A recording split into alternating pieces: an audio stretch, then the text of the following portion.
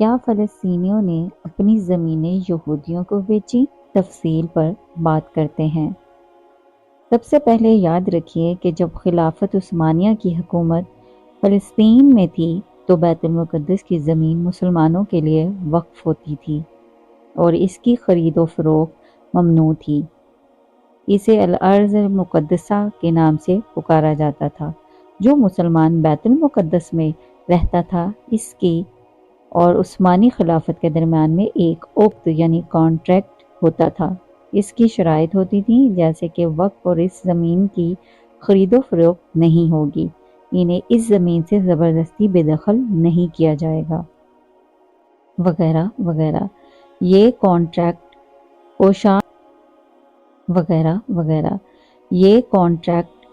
کوشان کے نام سے مشہور تھا۔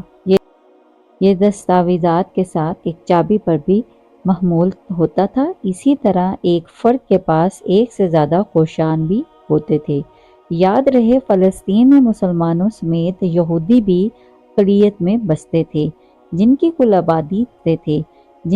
آبادی 3% تھی۔ خلافت عثمانیہ کے سقوط کے بعد برطانیہ جب قابض ہوا تو انگریز نے قابض کی بجائے لفظ انتداب یعنی مینڈیٹ کا اصطلاح استعمال کیا، باور کروایا کہ گویا عثمانی قابض تھے، ہم آزادی دلوانے آئے ہیں۔ عثمانیوں نے فلسطین سے نکلتے وقت کوشان کی دستاویزات جو کہ ان کے مالکان تھے ان کے حوالے کی، اور جو مالکان جلد بازی یا مسائل کی وجہ سے نہیں مل سکے، ان کی دستاویزات عراقی شاہ فیصل کے حوالے کر دیے گئے تھے، جو بعد ازاں شاہ فیصل نے اردن کے موجودہ بادشاہ کے دادا عبداللہ اول کے حوالے کر دیے تھے۔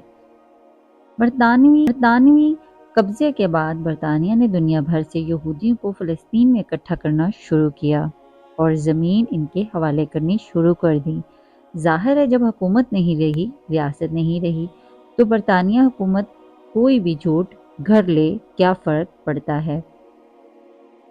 سننے میں یہ بھی آیا ہے کہ اردن کے شاہ عبداللہ اول نے کوشان کی دستاویزات برطانیہ کو بیچے تھے یا اپنی وفاداری میں ان کے حوالے کیے تھے، اور جو موجودہ دستاویزات ہیں وہ صرف وہی منظر عام پر آ سکے جو فلسطینیوں کے لیے کہ خود کے پاس تھے۔ 1924 سے لے کر 1948 تک برطانیہ یہودیوں کو فلسطین میں جمع کرتا رہا اور نکلنے سے پہلے اسرائیل مملکت کا اعلان کر کے نکلا، جبکہ فلسطینیوں کے پاس کوئی سلطنت تھی، نہ ریاست، نہ حکومت، نہ فوج، نہ عدلیہ، بس دنیا میں ایک نام تھا کہ فلسطین ایک ملک ہے، اور اگر کسی کو اپنی زمین حاصل کرنے کے لیے انصاف کی ضرورت تھی تو تب بھی ان کے سامنے صرف اسرائیلی عدالتیں افریت بن کر کھڑی تھیں۔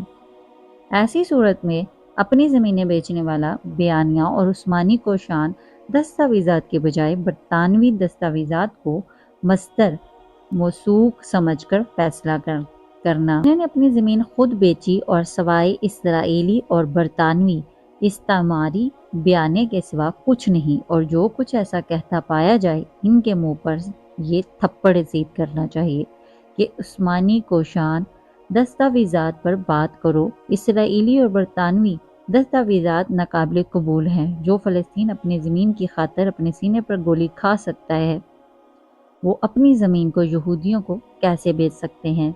دوسری بات، جو زمین فلسطینیوں کے لیے بیچنا ممنوع تھا وہ یہودیوں کو کیسے بیچا جا سکتا تھا؟ اللہ ہمارے مسلمان بھائی بہنوں کو اپنے حفظ و امان میں رکھے، اور اسلام کی سربلندی کی خاطر جو وہ جنگ لڑ رہے ہیں، اللہ ان میں ان کو سرخ روی عطا فرمائے، اور جو بھی دشمنان اسلام ہیں ان کو نیست و نابود کر دے۔ آمین یا رب العالمین۔